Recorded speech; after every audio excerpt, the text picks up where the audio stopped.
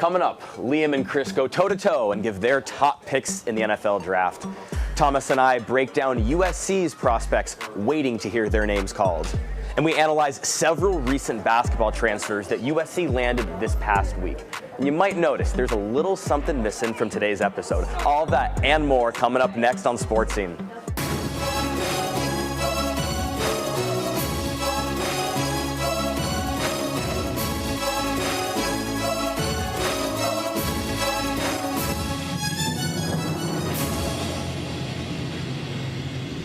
Welcome back to a very special edition of Sports Scene. No desks, no limits. I'm Liam Irvin. And I'm Chris Jose Nixon. Let's jump right into things. The wait is over and the NFL draft begins round 1 of 7 tomorrow night in Green Bay, Wisconsin. But who's going number 1? Let's break it down. The final pick in the top 5 belongs to the Jacksonville Jaguars. And while this pick has massive trade down potential for a struggling franchise, either way, Mason Graham seems to be the safe pick. The two-time All-American for the Michigan Wolverines has caused fits for interior linemen the past 2 years in the Big Ten Conference. His quickness and ability to shoot gaps is the best quality and reason for him ending up 5th in the projected top 5 picks. With the 4th pick, the Patriots have to address their biggest need, which is helping out their young franchise quarterback, Drake May. And to do that, they're going to take Will Campbell. Campbell from LSU, they'll hope that he can become the blindside protector that Drake May needs for the next decade plus. He's a great athlete who only allowed 2 sacks in his last 25 games in college football, but the concern with him is the wingspan, not the longest arms. But if it doesn't work out well for him at tackle, he does have the projections to be able to kick inside and play guard at a high level. How about we go to pick number 3, Chris? Although the Giants have been in the hunt for the next best projected quarterback, Shedeur Sanders, we think they opt to take a generational edge rush talent in Abdul Carter. The Penn State Nittany Lion was a Bednarik Award finalist for the nation's best defender and has proven to be a productive pass rusher. But Chris, who do you got at number 2? Another generational talent. It's the two-way sensation and historic Heisman winner from Colorado, Travis Hunter. Whether it's his speed and elusiveness as a receiver or the instincts and ball skills at corner, which are unparalleled, the Browns need Hunter's help. They need him on both sides of the ball. Offensively, he caught 96 passes for more than 1,200 yards and 15 touchdowns last year, while pulling in 4 picks playing the cornerback spot. Hunter's a fantastic player who's going to help the Browns out a lot. And how about we head to number 1? The number 1 pick belongs to the Tennessee Titans, and University of Miami quarterback Cam Ward will be the selection. Former ACC Offensive Player of the Year and Heisman Trophy finalist. In his 2024 season, Ward led the FBS in passing touchdowns with 36, total QBR with 88, and total offense per game with 360 yards per game. With a new stadium incoming, Chris, for the Titans, they look for their QB1 of the future. But now, as the NFL draft is on the horizon, that'll wrap up our top 5 picks. The NFL draft's officially here tomorrow night, and that means the Titans and 31 other teams are on the hunt for their next game changer. That's right. No Trojans anywhere near the top 5 this year, unlike last year, but there are a few that are waiting to hear their names called maybe on Friday or Saturday. Nolan, what can you tell us about USC's top prospects? I think running backs in the NFL, you got to catch the ball, get out on 3rd down, make the defense honest. Don't know what you're going to do on 3rd downs, and never know what you're going to do if a one-dimensional back come in the game. They know what's finna come. So.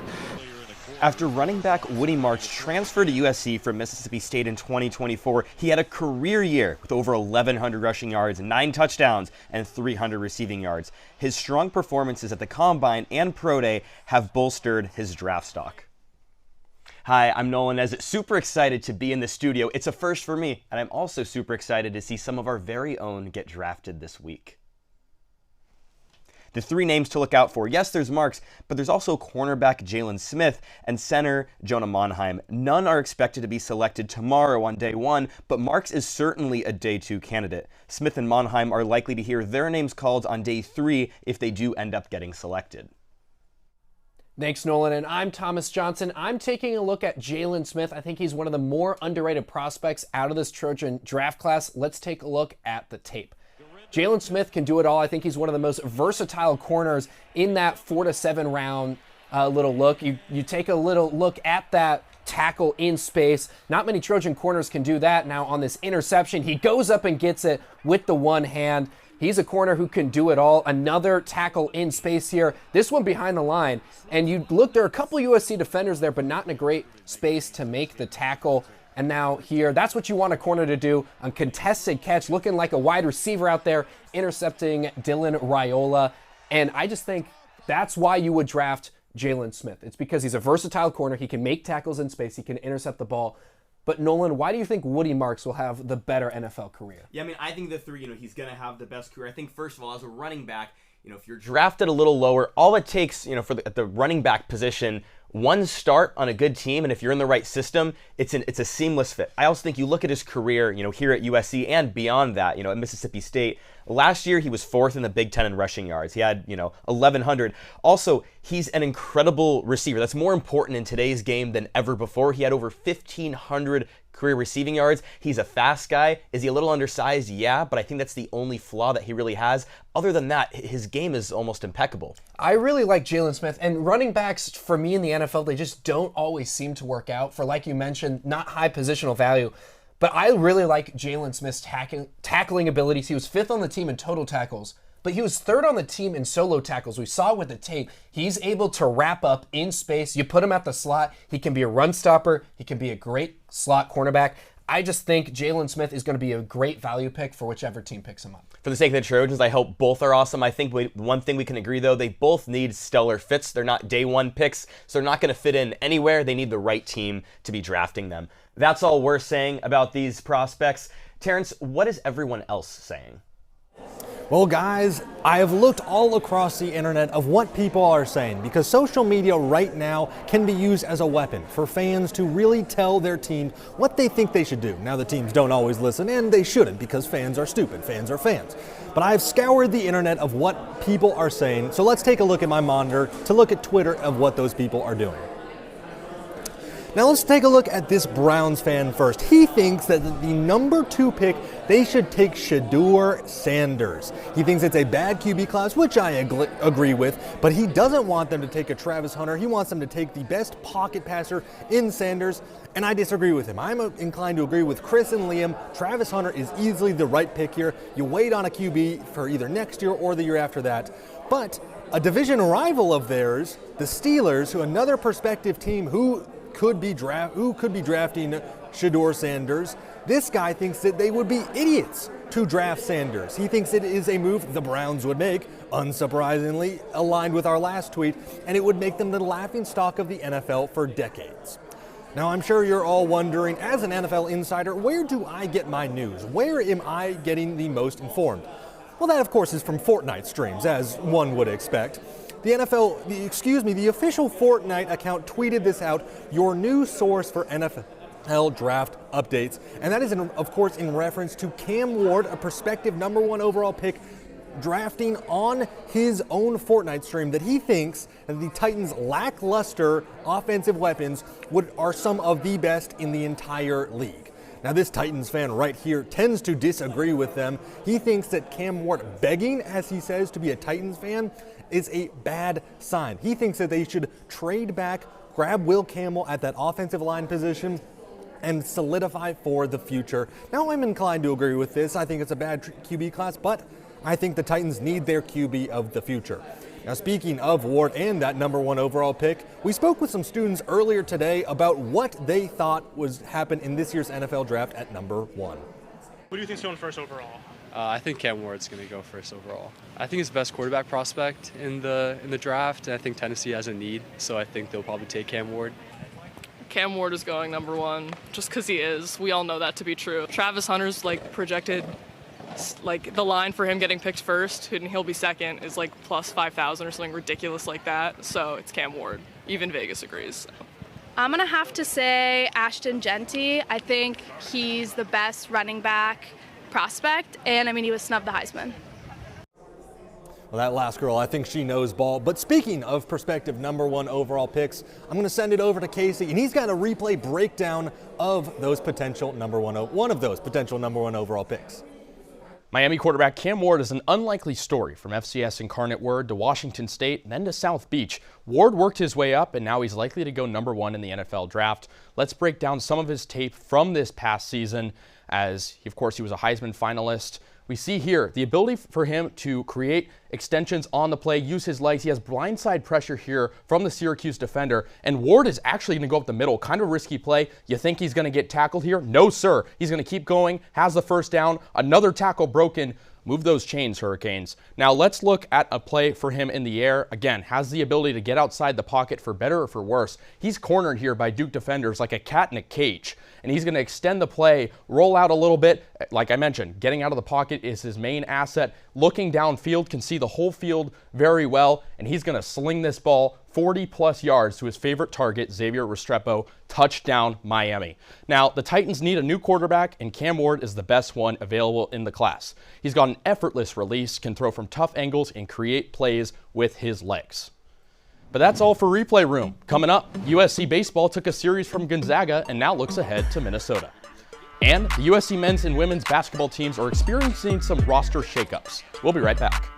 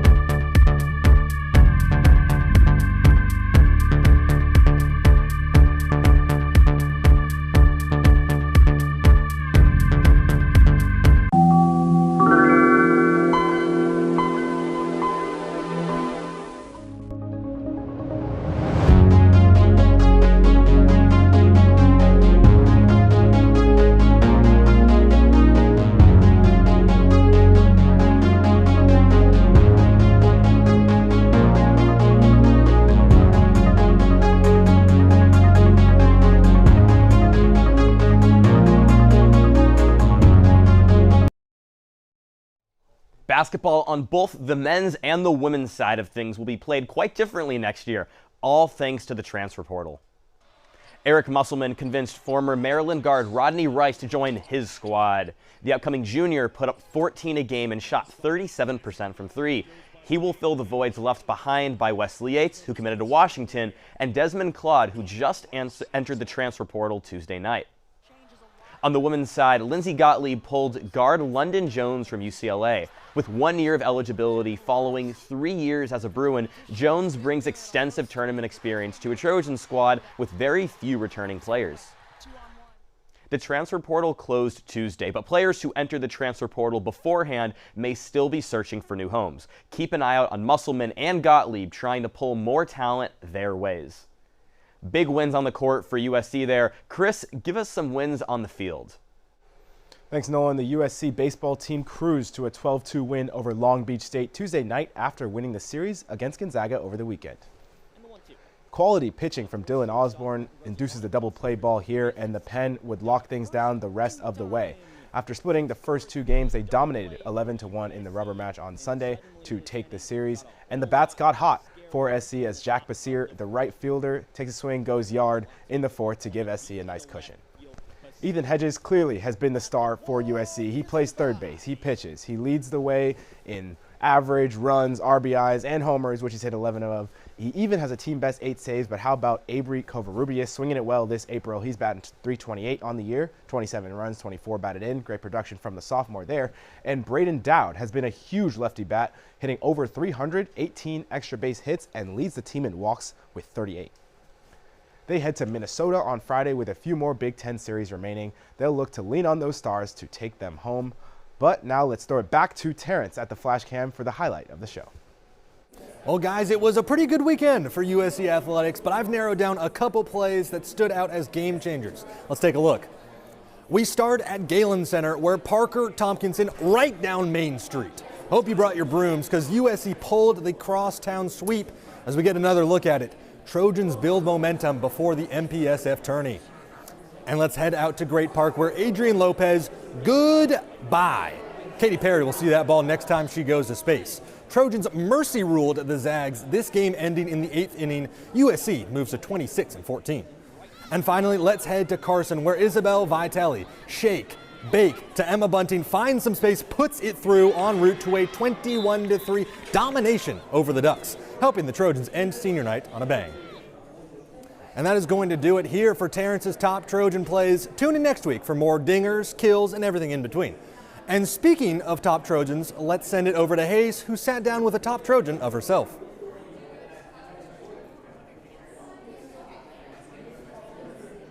You more than anyone else understands what that postseason means. How are you kind of leading those younger girls into, the biggest part of your season? Yeah, well, no one in our team's won a natty. I have been here so long and I've just missed out on the natties for 3 years now. So I guess no one in the room knows what it takes to win that championship, but I know what it takes to get really close. We've lost to Stanford in 3 of them by only a couple of goals every year. So I know the hard work it takes to even get to that point. And I feel like that's kind of what I spread to the girls, is every practice is important and it's the energy that you bring into every practice which will make the difference in that final game. But yeah, just having fun with it and not putting too much pressure on themselves. They are young. I'm older. I've got hindsight behind me and I know that it's important, but it's not the be-all, end-all. So to have fun with it, work hard and just do what needs to be done. Yeah, no, having fun with it is the most important thing. You and Emily Osmus have been going crazy on offense. Can you talk about your approach to this year? You have been setting records in goal scoring. What does that feel? How does that feel going into, your final leg of your college career? Yeah, Emily's great to play with. If I'm not scoring a goal, I know that she is too, but also all the other girls in the team. We're such a talented team and they're all so capable and stepping up into big roles and big positions when they need to. So Emily and I are scoring a lot of the goals, but we're also being set up by all the other girls in the pool and the defense. We're just a strong team across the board. And then in the lead up to even coming back to SC, when I was competing against Emily and I knew that she was going to be my teammate.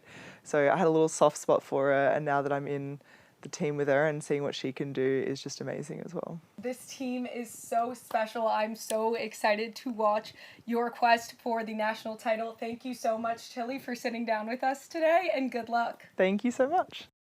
Well, it was so fun to sit with Tilly. The Trojans' quest for the title begins versus Indiana on Friday in Westwood. Well, it's a busy week ahead for USC Athletics. Liam, can you give us a preview of what's coming up? Hayes, you're absolutely right. Clear skies or stormy matchups, we've got your USC Sports 5-day forecast with some championship implications on the horizon.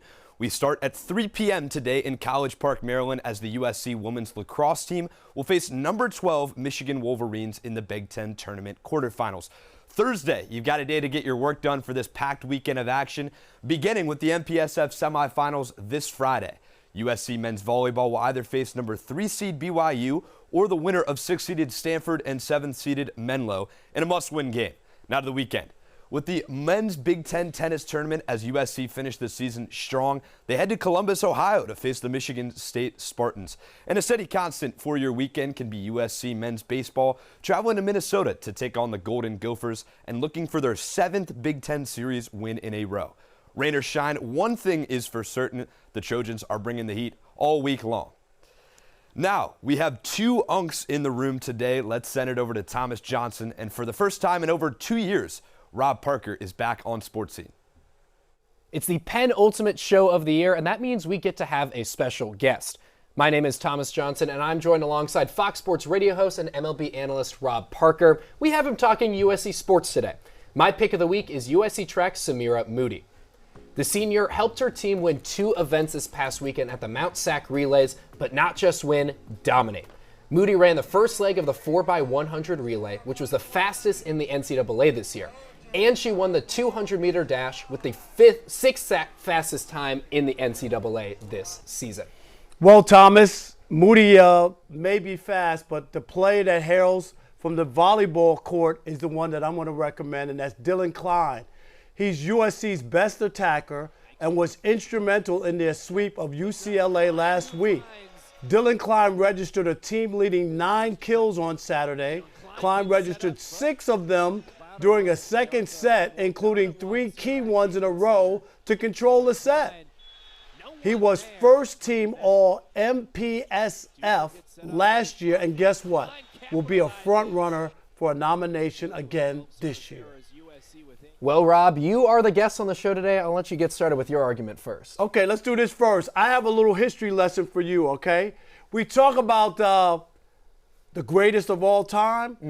Michael Jordan, I consider, right, the greatest of all time. Then we could take a look at Tom Brady, who is the luckiest of all time. And then LeBron James is the finals failure of all time. But I'm going to call Dylan Klein the GOAT, the killer of all time, because when he was able to help USC beat UCLA, he recorded his 1,000th kill of his career, the junior, and it was against the number 2 team in UCLA, a division rival. Rob Parker, I think you might be mistaken because his 1,000th career kill was actually in a loss to UCLA. No, it wasn't. Yes, it was. It just happened. No, yes, it happened because USC played UCLA twice this past week. He recorded his 1,000th career kill in the loss to UCLA, 5-set loss last Thursday. And on Saturday, he only had 9 kills. He had fewer kills in a loss than he did in a win. His positional value, he played worse when his team won. He didn't play worse because they actually lost the first set and they needed to come back, and he was instrumental in them coming back and beating UCLA. So don't say he played worse. He had fewer kills in the win. He had bigger kills. But he had fewer kills because Let's point out Jack Duker, one of his teammates. It's about how good they are and how important they are. And he had 6 in the second set and 3 in a row that mattered the most. So it's not the amount of kills, it's when you make the kills. Well, let's talk about Jack Duker because he actually played better in the win than he did in the loss. He only had 4 kills in the loss. He came back with 8 kills and 3 aces. That's why USC won. It's because Jack Duker had a better performance in the win than he did in the loss. So he had less, and when you talked about how Dylan had less, it mattered, but now you're saying another player who had even less than him mattered more? No, because Dylan Klein had fewer in a win than he did in a loss. Jack Duker had fewer in the loss, and then he came back and had more in the win. That's the point, is USC lost the first matchup. They came back and won the second matchup against UCLA because Jack Duker played better. No, Dylan Klein played worse. He didn't play worse. He had 3 important ones that took control of the second set. 3 important ones. Well, but that took control of the set. That's what matters the most. That's what turned it over. Let's talk about Moody then, because we haven't I'm not even in talked the mood about to talk about Moody. Hey, she beat 4 Olympians in her 200-meter dash, which was her best run since 2023. Was it in the Olympics or was it just? She beat Olympians. Who cares? Who cares where it is? What was the stage? It was just the weekend throwaway? Was it the Olympics? No, it was an important run. She set the 4th best time on the USC descending list when she competed in the 4x100. And then she also had the 4th best fastest time in the 200 meter. Who cares? Was it against the number 2 team and a school division? It was against Olympians. And against the school's division rival? It was against Olympians. Anytime you beat UCLA, it's the greatest day of any sport at USC. And whenever you can beat your rival, and they're the number 2 team in volleyball. It was a tremendous day by Dylan Klein. He is the winner, and so am I. Mind you, UCLA actually beat USC once this week, so mind you. And UCLA had nothing to play for. They had already wrapped up the number 1 seed in the MPSF tournament. So they shouldn't have showed up? Were they out on the court? Were they competing? They had to. Well, they had to. And they got beat. All right, well, both Los Angeles teams are tied in their first round NBA playoff series. We'll break down both matchups and pick our winners. And the race for the NL West pennant is already heating up as the Dodgers play the craziest game of the MLB season so far.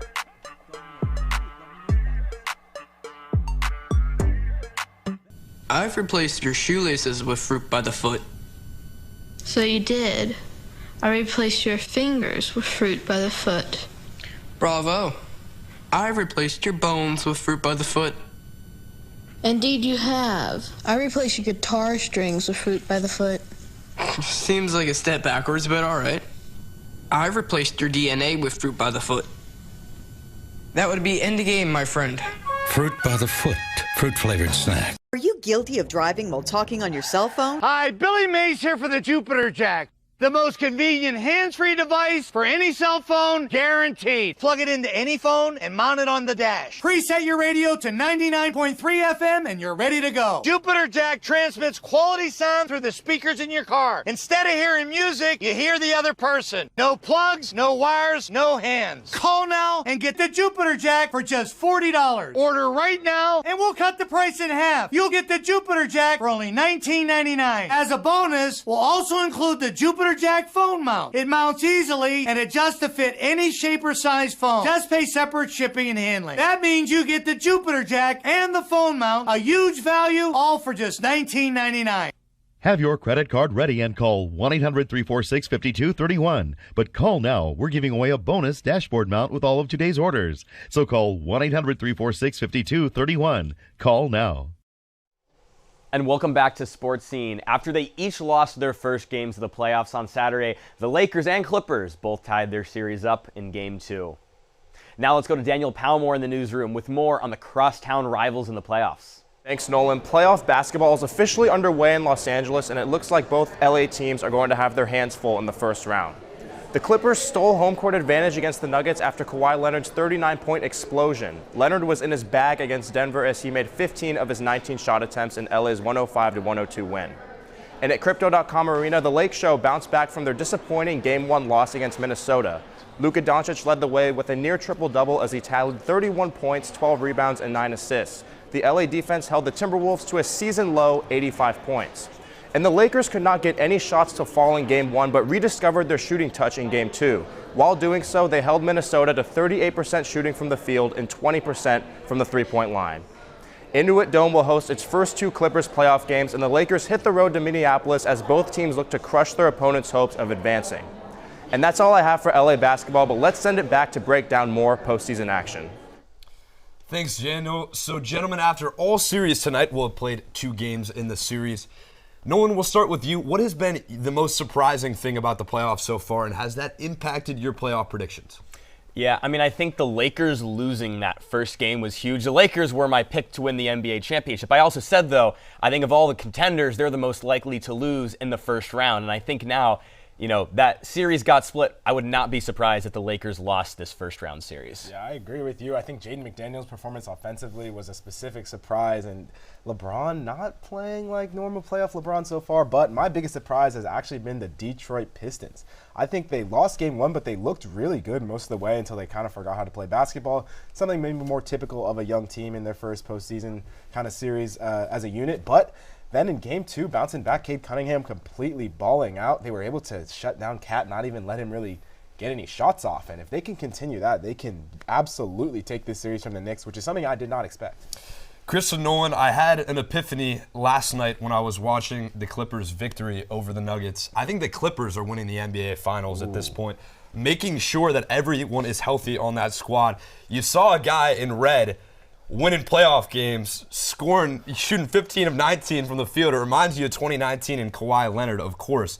29 points off turnovers the first game. I was pretty sloppy from them, and they've shut Jokic down the most I've seen from any team since Dwight Howard in the NBA bubble a while ago. So I think that if the Clippers play how they're playing right now, they have 0 playoff wins in the series in 2021, and heading to the Intuit Dome, I mean, who knows? You got some home court advantage. The Wall can get into it. I think the Clippers have a good chance. 3 games tonight, including the Cavs versus the Heat, Celtics versus Magic, and Rockets versus Warriors. Well, we discussed some LA teams heating up. Chris has more on baseball scene in the West Coast. Yeah, the Los Angeles Dodgers and San Diego Padres are division rivals, but they both currently have top 3 records in MLB. This week, the Dodgers in Chicago facing the Cubs to start things off, and on Tuesday's game, it was a slugfest. Long balls from Tommy Edman, Andy Pages, and Will Smith, all off Shota Imanaga, helped the Dodgers score 10 runs, but it was not enough as Ian Happ comes in and gets the walk-off for the Cubbies in the bottom of the 10th. Then yesterday, the Padres played a little bit more of a low-scoring game in Detroit against the Tigers. That game, a 2-run homer for Elias Diaz is the only runs that are put up on the board. But a couple NL West teams dominating the MLB so far. But that's all we got for Sports Scene this week. I'm Chris Jose Nixon. I'm Liam Irvin. I'm Nolan Ezett. See you next week.